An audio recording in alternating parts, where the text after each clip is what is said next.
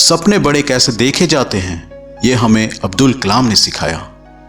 सपने बड़े देखने के बाद उसको पूरा कैसे किया जाता है ये भी हमें अब्दुल कलाम ने सिखाया। अगर हम ये कहें कि इंडिया का स्टूडेंट अपना सबसे बड़ा गुरु किसी को मानते हैं तो वो अब्दुल कलाम है, तो इसमें कोई भी अतिशयोक्ति नहीं होगी। ऐसा नहीं है कि अब्दुल कलाम का जिंदगी रईसों जैसा पला बढ़ा था। बहुत ही गरीबी से वो उठे थे। रामेश्वरम के एक छोटे से गांव में उनका बचपन बीता। रास्ता बहुत लंबा था और गरीबी उनके रास्ते में रोड़ा थी। गरीबी को अच्छे से देखने वाले अब्दुल कलाम ने कभी हार कर रुकना नहीं सीखा। हार तो उन्हें कई बार मिली, पर उनकी मेहनत ने उन्हें हर हार में सफल बनाया।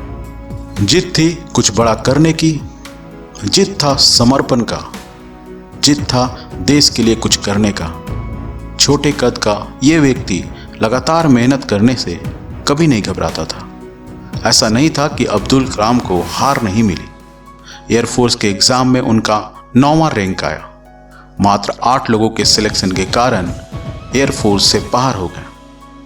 जब साराभाई ने सैटेलाइट छोड़ने का हेड बनाया और जब सैटेलाइट छोड़ा गया, सैटेलाइट भी लक्ष्य तक नहीं पहुंच पाया और बंगाल की खाड़ी में गिर गया।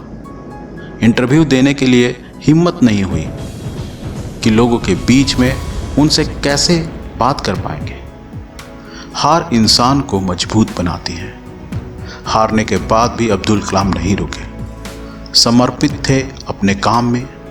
और एक दिन वह समय आ ही गया जब भारत ने सैटेलाइट को लक्ष्य तक सफलतापूर्वक पहुंचा दिया। इतिहास के पन्नों में भारत और इसरो का नाम पूरा देश विदेश में चर्चा का कारण बन गया। भारत ने वह कर दिखाया जो पहले कभी नहीं हुआ। समय बीतता गया और भारत ने परमाणु परीक्षण किया जो सफल रहा। अब्दुल कलाम को मिसाइल मैन के रूप में जाना जाने लगा। अब्दुल कलाम देखने में तो भोले थे, पर उनका कहना था कि अगर भारत को शक्तिशाली बनना है, भारत को दुश्मनों से बचाना है, तो भारत को ताकतवर बनना ही होगा। सीधा साधा दिखने वाला यह इंसान बम की बात कर रहा था। बात कर रहे थे कि कोई भी देश भारत पर हमला करने से पहले 10 बार सोचे। बात कर रहे थे दुश्मन को धूल चटाने की। यह व्यक्ति इतना खास कैसे बन गया? कितनी ठोकर लगी इन्हें? ये तो इनके बचपन से ही पता चलता है कि कैसे इन्होंने बचपन में ही अखबार बेचना शुरू कर दिया था। पढ़ने के लिए इनके पास संसाधन नहीं थी, न ही पैसे, फिर भी इन्होंने जी तोड़ मेहनत की। जब व्यक्ति अपने कर्मों पर ध्यान देता है और पूरी शिद्दत के साथ किसी लक्ष्य को भेदता है तो रोकने वाला कोई नहीं होता।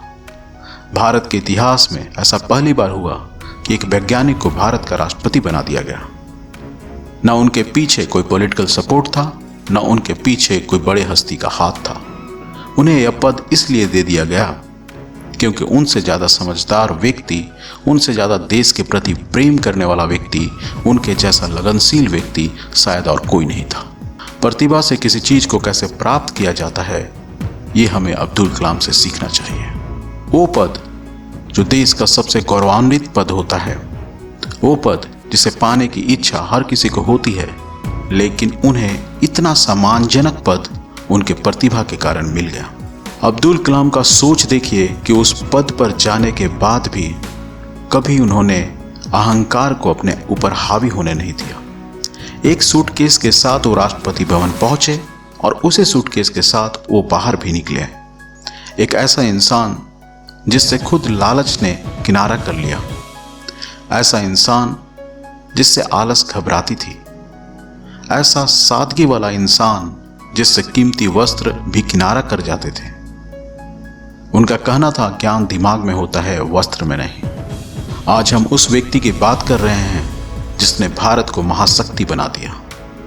आज हम उस व्यक्ति को याद करना चाह रहे हैं जिसने कभी भी अपने परिवार को देश के बीच में नहीं आने दिया।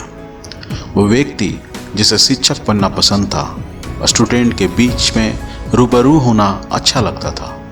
वह व्यक्ति युवा का मार्गदर्शक था, युवा के बीच में रहना अच्छा लगता था। भगवद गीता, कुरान, बाइबल उनके टेबल पर रहते थे। उन्होंने कभी धर्म की वकालत नहीं की, और यही वजह है कि अब्दुल कलाम को उनके धर्म के लिए नहीं, उनकी प्रतिभा के लिए और देश प्रेम के लिए जाना जाता है। अब्दुल कलाम से मिलना किसी भी व्यक्ति के लिए सौभाग्य की बात होती थी। उनसे मिलने में कोई बाधा नहीं होता था। सबके लिए दिल खोल कर बैठते थे। अमीर गरीब सबके रास्ते उनसे मिलने के लिए खुले थे। हम बात कर रहे हैं ऐसे इंसान की जिसके सामने धन झुक गया, ऐसे इंसान की मेहनत के सामने अच्छे अच्छे पद झुक गए। बात ऐसे इंसान की जिसने अपने छोटे पद के बावजूद भी आसमान की ऊंचाइयों को छू लिया। जिंदगी के आखिरी पल में भी पढ़ाने और लोगों को मोटिवेट और ज्ञान देते रहे। अब्दुल कलाम का सौभाग्य भी देखिए कि पढ़ाते पढ़ाते इस दुनिया को अलविदा कह दिए। ऐसा व्यक्ति कभी कभी जन्म लेता है जो सिर्फ देने के लिए आता है, लेने के लिए नहीं, जो समाज को, लोगों को बड़ी बड़ी सीख देकर जाता है। सपने वो नहीं जो सोते हुए देखी जाए, सपने वो हैं जो आपको नींद ही नहीं आने दे। ऐसे शब्द बोलने वाला व्यक्ति की सोच आप समझ ही सकते हैं कि कैसी होगी। जब आप पहली बार सफलता हासिल कर ले तो रुकिएगा नहीं तो लोग सोचेंगे सफलता आपको किस्मत से मिली। हम लोगों को ऐसी बात बताने वाला इंसान क्या खुद इन बातों पर विचार नहीं करता होगा? मुझे तो नहीं लगता। मेहनत ऐसी हो कि शोर मचा दे। टेबल, कुर्सी और किताबों के बीच रहने वाला इंसान जब उठता है तो पूरी दुनिया उसके सामने झुक जाती है, उसके ज्ञान का सम्मान करती है, उसके शब्द का आदर करती है। इस इंसान को कभी भी घमंड नहीं था। बड़े बड़े प्रोग्राम में जाकर भी वो जमीन पर बैठकर अपना स्पीच दे दिया करते थे। इन्होंने लोगों को अहंकार से बचना सिखाया। चाहे BHU के यूनिवर्सिटी का स्पीच हो, वहाँ भी इनके लिए सबसे बड़ी कुर्सी लगाई गई थी, पर उस कुर्सी में वो तब तक नहीं बैठे जब तक सबके लिए एक समान कुर्सी नहीं लगाई गई। ऐसा इंसान जो हम लोगों को समानता सिखाया, लोगों को ऊंच नीच का भेद मिटाना सिखाया, ऊंच नीच धर्म जाति के ऊपर जाकर मानवता सिखाया। ऐसा अनमोल व्यक्ति जिस देश में जन्म लेता है उस देश का तरक्की होना लाजमी है। अब्दुल कलाम आज हमारे बीच नहीं है, लेकिन उनके द्वारा जो सीख दी गई है सदियों तक लोगों के कान में गूंजती रहेगी। लोग ये कभी नहीं भूल पाएंगे कि एक छोटे कद का भी व्यक्ति आया था जिसने हमारे देश को शक्तिशाली बनाया, क्योंकि शक्तिशाली होना किसी पर हमला करने के लिए नहीं, खुद का बचाव करने के लिए भी जरूरी है। अब्दुल कलाम के द्वारा दी गई हर एक कोट चिंगारी की तरह दिल में लगती है। उनका कहना था कि देश तभी तरक्की कर सकता है जब देश का युवा देश को आगे ले जाने में सहभागी बनेंगे।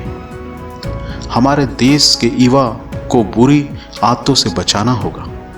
हमारे देश के युवा में एक अलग एनर्जी पैदा करना होगा।